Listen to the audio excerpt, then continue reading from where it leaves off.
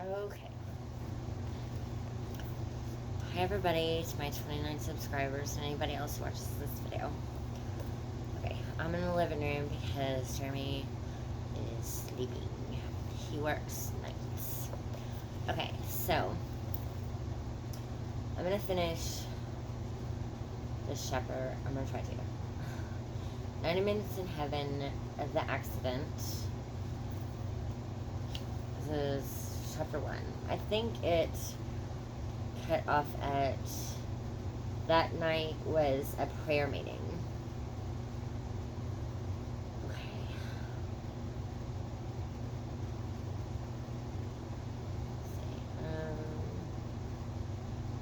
Okay, he had also asked me to preach for the next 2 Sundays.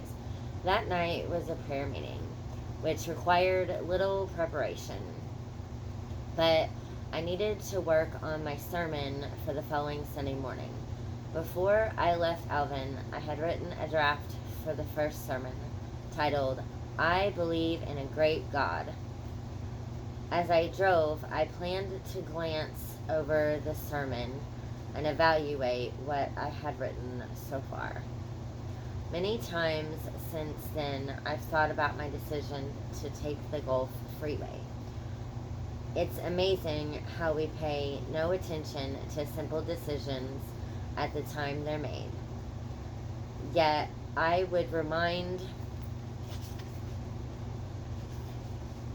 myself that even the smallest decisions often hold significant consequences. This was one of those choices. I pulled out of Trinity Pines, turned right, and headed down Texas Highway 19. That would take me to Huntsville and intersect with I-45 leading to Houston. I didn't have to drive far before I reached Lake Livingston, a man-made lake created by damming the Trinity River. What was once a riverbed is now a large, beautiful lake. Spanning Lake Livingston is a 2-lane highway whose roadbed has been built up above the level of the lake. The road has no shoulders, making it extremely narrow. I would have to drive across a long expanse of water on that narrow road until I reached the other side. I had no premonitions about the trip, although I was aware of the road's lack of shoulders. At the end of the highway across the lake is the original bridge over the Trinity River. Immediately after the bridge, the road rises sharply, climbing the bluff above the Trinity's riverbed. This sharp upturn makes visibility a problem for drivers in both directions. This was my first time to see the bridge, and it looked curiously out of place. I had no idea of the span, but the bridge is quite long. It's an old bridge with a massive rusty steel superstructure.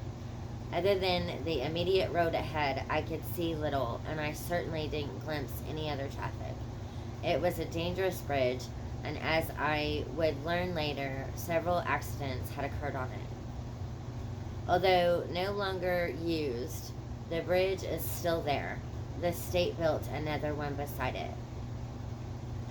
I drove at about 50 miles an hour because it was, for me, uncharted territory. I braced my shoulders against the chill inside the car. The wind made the morning seem even colder than it was. The steady rain had turned into a cloudburst. I would be happy to finally reach Alvin again. About 11:45 a.m., just before I cleared the east end of the bridge, an 18-wheeler driven by an inmate, a trustee at the Texas Department of Corrections, weaved across the center line and hit my car head on. The truck sandwiched my small car between the bridge railing, the driver's side of the truck. All those wheels went right on top of the car and smashed it. I remember parts of the accident, but most of my information came from the accident report and people at the scene. From the description I received from witnesses, the truck then veered off to the other side of the narrow bridge and sideswiped two other cars. They were in front of the truck and had already passed me going in the opposite direction. The police record says that the truck was driving fast, at least 60 miles an hour, when it struck my car. The inexperienced driver finally brought the truck to a stop almost at the end of the bridge. A young Vietnamese man was in one vehicle that was hit, and an elderly Caucasian man was in the other. Although shaken up, both drivers suffered only minor cuts and bruises. They refused help, so the paramedics transported neither man to the hospital. Because of the truck's speed, the accident report states that the impact was about 110 miles an hour. That is, the truck struck me while going 60 miles an hour, and I was carefully cruising along at 50. The inmate received a citation for failure to control his vehicle and speeding. Information later came out that the inmate wasn't licensed to drive the truck. At the prison, supervisors had asked for volunteers to drive their truck to pick up food items and bring them back. Because he was the only volunteer, they let him drive their supply truck. 2 guards followed close behind him in another state-owned pickup truck.